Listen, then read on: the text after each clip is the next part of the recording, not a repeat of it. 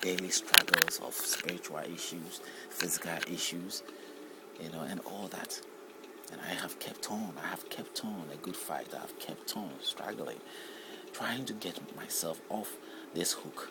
I didn't put myself there, And the only way is to look into the source of life and say, God, you are the only one to be blamed. I can't blame myself for whatever it is that I've ended up even becoming. I still live a normal life that I should live. I try to go where I want to go, come where I want to come. At the end of the day, it is instinctively an instinctive movement. Instinct. It comes up with a thought, and then I do so. So, doing that, should I be condemned and judged? Whilst I know that I'm supposed to know that the very person that, has got so much power over my life, or the source of life, gave me those instinctive thoughts, or somehow mechanically placed me in a situation where I do everything that he's even aware of what I do. He's very aware of whatever I do. And knowing that, should I end up accusing myself? I don't think so. I don't have to accuse myself of anything. I have to rather give that blame to where it belongs and expect him to sort of, in his own kindness, do good, make things better, turn around the confusion that I'm having, rub away all the wrong things that are happening inside me that makes me feel bad, and the same person to my neighbor or anybody else out there. He is the ultimate answer to the solution. He's the doctors of doctors. Some preaching, even preachers come up to say that, but they are still convincingly telling people to do things which, unbelievably, you wouldn't even consider, or somehow, you wouldn't have thought that would have been the case. But that is certainly the case. I mean, I really wish that things are really good. That is what this video is very important to me. Not the fun of it. Maybe I would have waited for a better presentation. But there is no time for a better presentation. It just hit me. My life could be gone tomorrow. I have no choice of deciding what my death will be. The same God we are told from the Bible, and I'm sure the Quran, that it is God who made such decisions. Of course, if you believe that God made those decisions, then what on earth are you trying to sort of put blame elsewhere? And you're finding difficulty to look into the eyes of God and say, God, here is the issues. And I don't think that you are the one accusing me. I don't really think so. But if you're the one accusing me, these are the issues. This is why I think the way I think.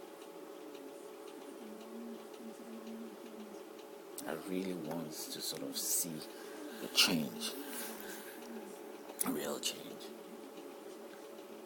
And as we say, so help, good God, help me, good God. Let it be that I will be able to overcome as more as I have already overcome those thoughts in me that, that I have, that I know can breathe life into my life. In fact, it's breathing life into my life. I'm not too worried about what happened the next day so much like I used to do, but I ask myself these questions, and I know for sure that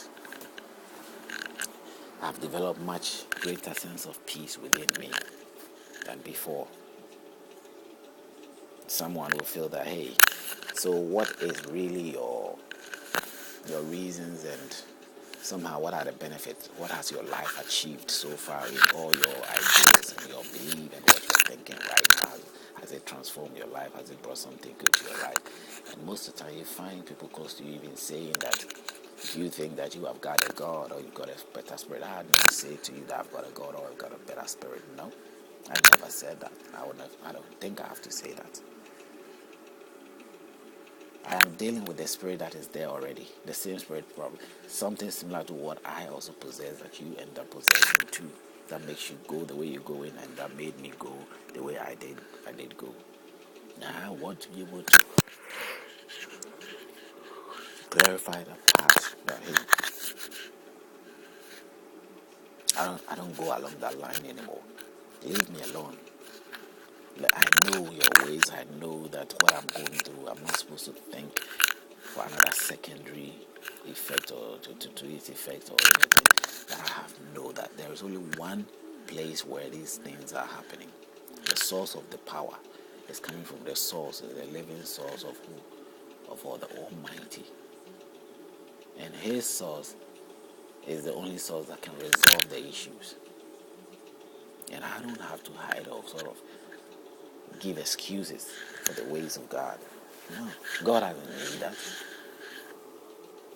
So I really wish the changes. I wish the better things. I look forward to see that if you're thinking along the line that I've just said, I've just openly discussed or openly put out there. I mean, I've just mentioned a few that somehow, if you're thinking along the line that I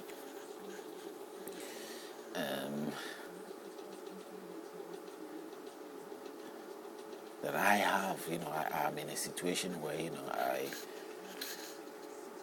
I put blame on God, and somehow I speak along the line which I'm not really embracing what you are embracing or what you see as the facts of life or the truth of life. And look at my life is wretched and nothing is going on, and I don't have anything to sort of prove. I haven't said to prove anything. I have not put it out there to prove anything. If you listen carefully, you see that I'm trying in every way to let you understand that it's not all that is glittering that is gold. It's all there is to it. It's not all that is glittering that is gold. Anything can happen the next minute. And all you've got, that's it. You don't go about trying to give claim and impressions for people to think that what you're impressing them and telling them that, hey, this is what, this is how things worked, knowing very well that that is how things worked. I experience serious problems that I cannot really, I can't just imagine them with just a second.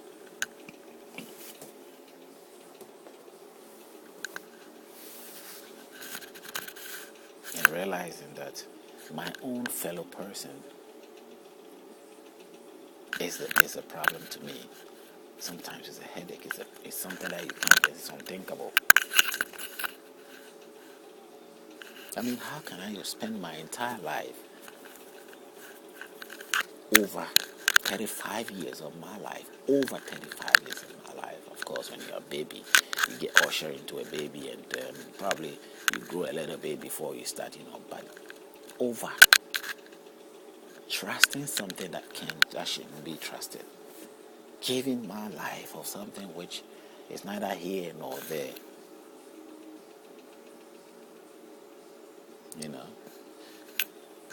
This divisive book, Jehovah God, is that He manifested Himself here, and then He changed His words again. He changed His words here in the times of the Torah. He goes here, He changed His words. He goes to the Buddha, He changed His words. This suggests to me, the suggestion that is put in the Bible, which tells me that it is the devil who always changes faces, chameleonized way of movement.